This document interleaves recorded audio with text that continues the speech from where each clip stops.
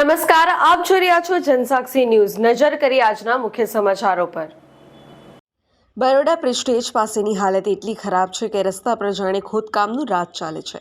કામની ગતિ અત્યંત ધીમી હોવાના કારણે કલાકો સુધી ટ્રાફિક જામ સર્જાય છે।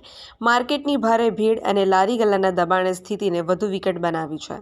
આ વિસ્તારમાંથી પસાર થતા એમ્બ્યુલન્સ પણ ટ્રાફિકમાં ફસાઈ જતી હોવાથી ગંભીર દર્દીઓના જીવનને જોખમ ઊભું થયું છે। ધૂળ અને રસ્તા બંધ હોવાના કારણે આસપાસના વેપારીઓના ધંધા પર પણ માઠી અસર પડી રહી છે। સ્થાનિકો આક્ષેપ કરી રહ્યા છે કે સુરત મહાનગરપાલિકા નિયમિત ટેક્સ વસૂલ કરે છે, પરંતુ સુવિધાની વાત આવે ત્યારે વરાછા વિસ્તાર સાથે ઓરમાયું વર્તન કરવામાં આવે છે। આશ્ચર્યની વાત એ છે કે સ્થાનિક કોર્પોરેટરો અને રાજકીય નેતાઓ સમસ્યાથી વાકેફ હોવા છતાં હજુ સુધી કોઈએ સ્થળ મુલાકાત લીધી નથી। લોકોમાં ચર્ચા છે કે વહીવટી તંત્ર અને કોન્ટ્રાક્ટરોની મિલીભગતને કારણે કામ જાણીબૂજી લંબાવવામાં આવી રહ્યું છે। હવે જોવું રહ્યું છે કે જનતાનો આ રોષ તંત્ર સુધી પહોંચે છે કે પછી વરાછા રોડ પર વિકાસના નામે વિનાશ ચાલુ જ રહેશે।